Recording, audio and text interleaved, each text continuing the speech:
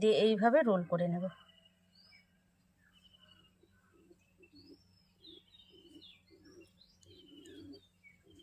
কেমন আছেন বন্ধুরা? আশা করি আপনারা সবাই খুব ভালো আছেন। মনি কুকিং ওয়ার্ল্ডের আর একটি নতুন রেসিপিতে আপনাদের সবাইকে অনেক অনেক অনেক স্বাগত জানাই বন্ধুরা। আজকে আমি আপনাদের সঙ্গে শেয়ার করব সেদ্ধ আলুর কালারফুল পাস্তা।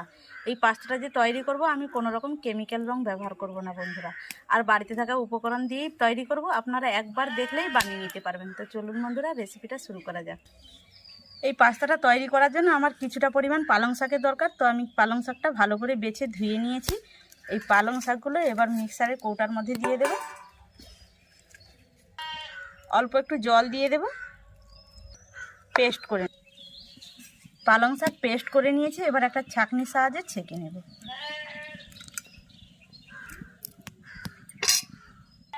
এবার এগুলো ফেলে দেব। এবার পালং শাকের যে রসটা বের করে রেখেছি এটাকে আমি সাইডে রেখে দেব। আর দেখুন, পাস্তাটা তৈরি করার জন্য এখানে আমি আগে থেকে কিছু পরিমাণ আলু সেদ্ধ করে রেখেছিলাম। এবার হাত দিয়ে ভালো করে ম্যাশ করে নেব। আলুটা হাত দিয়ে খুব ভালোভাবে ম্যাশ করে নিয়েছি বন্ধুরা। আর আপনারা যখন আলুটা ম্যাশ করবেন মনে রাখবেন যেন আলুর ভেতরে কোনো দলা না থাকে। এবার আমি আলুর উপরে দিয়ে দেব গোলমরিচের গুঁড়ো, স্বাদ মতো লবণ, আর এখানে নিয়েছি 1 বাটি থেকে কিছু কম অ্যারারুট। আপনারা অ্যারারুটের পরিবর্তে চালের আটাও ব্যবহার করতে পারেন। এবার দিয়ে দেব যতটা প্রয়োজন আমি ততটা দিয়ে দেব। এতটা রেখেছি, প্রয়োজন পড়লে দেব। এবার ভালোভাবে মিশিয়ে নেব। বাটিতে যে বাদ বাকি অ্যারারুটটা রেখেছিলাম দিয়ে দেব।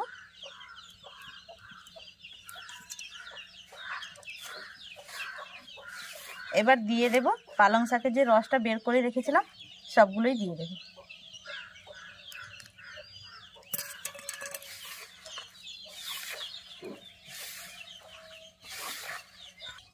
একটা সফট ডো তৈরি করে নিয়েছি, এই দেখুন বন্ধুরা।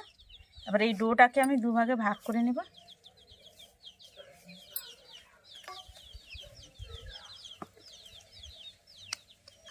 এবার বেলে নেব।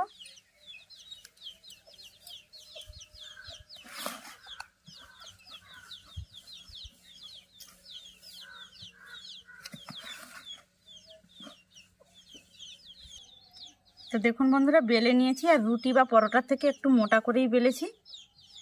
এবার একটা ছুরির সাহায্যে এই 4-5টা কেটে নেব আমি।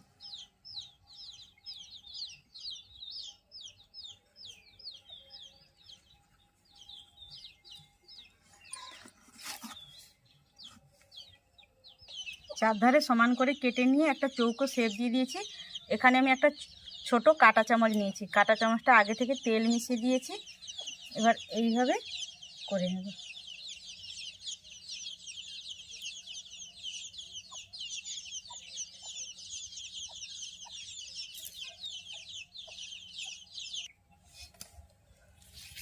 ছোট চামচের সাহায্যে এইভাবে করে নিয়েছি। এবার ছুরির সাহায্যে আমি কেটে নেব।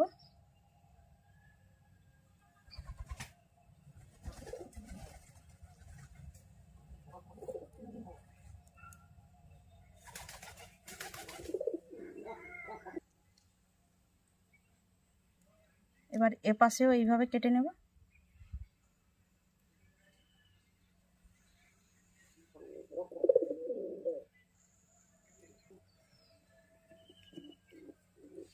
হাতের মধ্যে তুলে নিয়েছি, দিয়ে এই পাশটা উল্টে দেব, দিয়ে এইভাবে রোল করে নেব।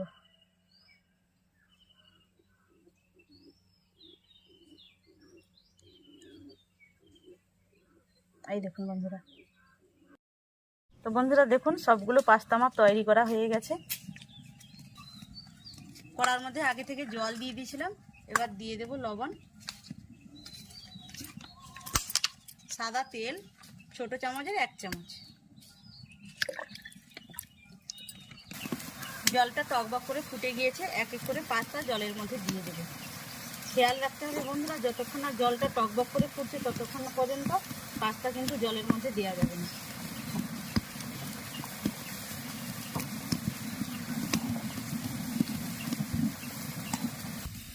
ঢাকনা দিয়ে 4 থেকে 5 মিনিট ফুটিয়ে নেব।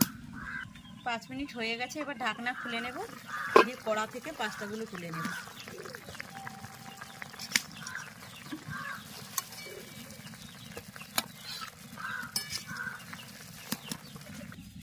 কড়া পরিষ্কার করে নিয়েছি, এবার কড়ার মধ্যে সাদা তেল দিয়ে দেব।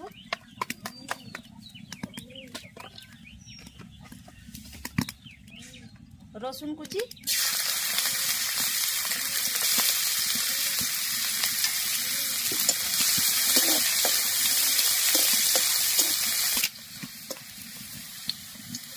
রসুনটা হালকা লাল হয়ে গেছে, এবার দিয়ে দেবো চিলি ফ্লেক্স।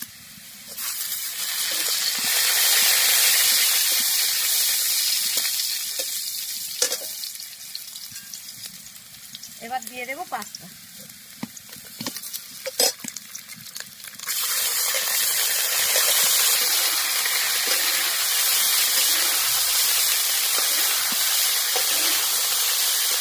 এবার উপর থেকে ধনেপাতা কুচি ছড়িয়ে দেবো।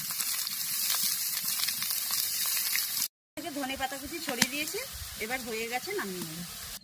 বন্ধুরা পাস্তাটা ঠান্ডা করে একটা প্লেটে আপনাদের সার্ভ করে দেখালাম, কত সুন্দর হয়েছে দেখুন বন্ধুরা। কেমিক্যাল রং ছাড়া এত সুন্দর পাস্তা বাচ্চাদের যদি এইভাবে বাড়িতে তৈরি করে দেন, বাচ্চারা তো চেটেপুটে খেয়ে নেবে, তার সঙ্গে বড়রাও কিন্তু চেটেপুটে খেয়ে নেবে বন্ধুরা। আর আপনারা যদি একবার বাড়িতে বানান তো আপনার কাছে বারবার বানাতে বলবে, বাচ্চা থেকে বড় সবাই।